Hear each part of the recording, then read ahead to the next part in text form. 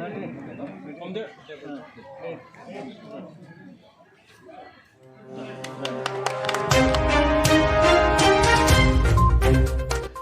दखरा दुलाराय बर' फरायसा आफादनि सनाथि मायथाइयाव नैथि साननि हाबाफारि मुंख्लं खाम्फा बेखेवनाय समाव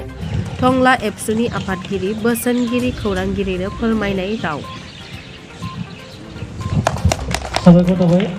गिबियावनो नोंथांमोन गासैनिबो मिडिया पार्सनफोरनो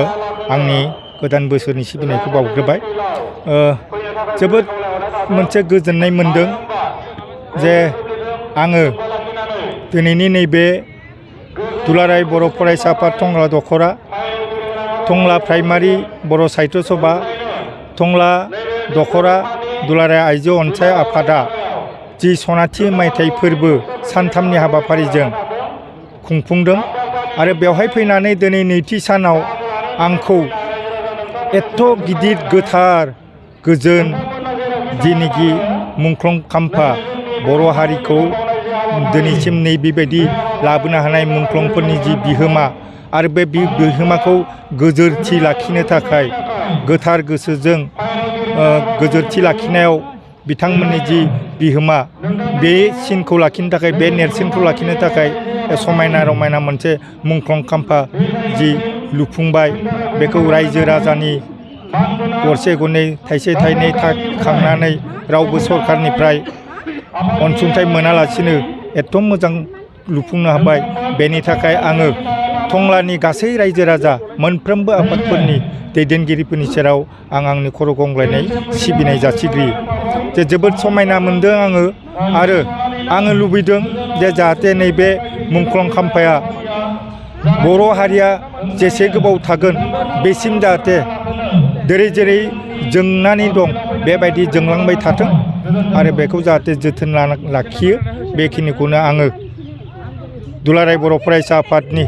बोसोनगिरि जानानै दिनैनि नैबे मुंख्लं खाम्फाखौ बेखेवगिरि जानानै आङो गासै रायजो राजानिसिम आं बेखिनिखौनो आसा खालामदों। टंला दखरा बर' फरायसा आफादनि नैबे मावखुलियाव जोंहा बेबायदि मार्टियासटम बेबायदि गैयामोन। थांनाय 2 बोसोरनि आगोल जोङो जेब्ला दखरानि बिबानाव फैबाय अब्ला जों एसे सावरायलायबाय आरो सावरायलायनायनि गेजेरजों केबिनेटनि डिसिजनजों जोङो मोनसे मतामताव फैदोंमोन जे निहाव जोङो मुंख्लं खाम्फाखौ लुफुंनि आरो मुंख्लं खाम्फाखौ जुदि लुफुंनांगौब्ला बोरै राहाजों जों लुनो जिहेथु जोंहा गभर्नमेन्ट लाइननिफ्राय बेबायदि जोङो हेल्पबो बे समाव मोनाखैमोन। नाथाय जों मोनसे खिदानदाव फैदोंमोन दखराया जे जोंनि ओनसोलाव टंला ओनसोलाव गोबां सार्भिसमेन जिहेतु दङ, बिजनेसमेन दङ, बिथांमोनजों जोङो एसे जुगाजुग लालायनायनि गेजेरजों जोंनि दखरानिफ्राय बिथांमोननो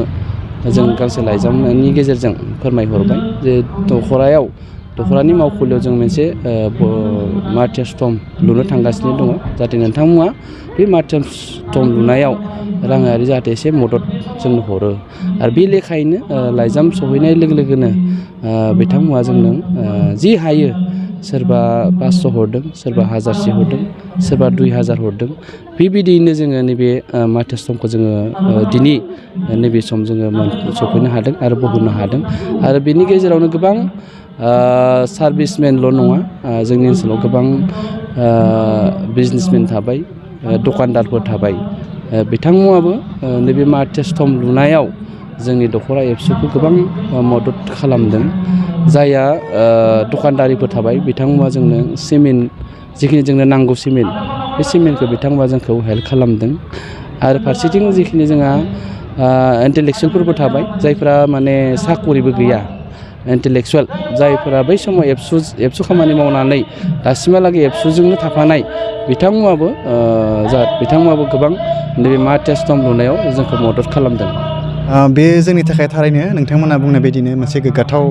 खोथा आरो जोङो दानि बावै आफादगिरि बिथाङा बुंनाय बायदियैनो जे जोंनि मोनफ्रोमबो दखरा आफादफोराव जोङो नुनो मोनो जे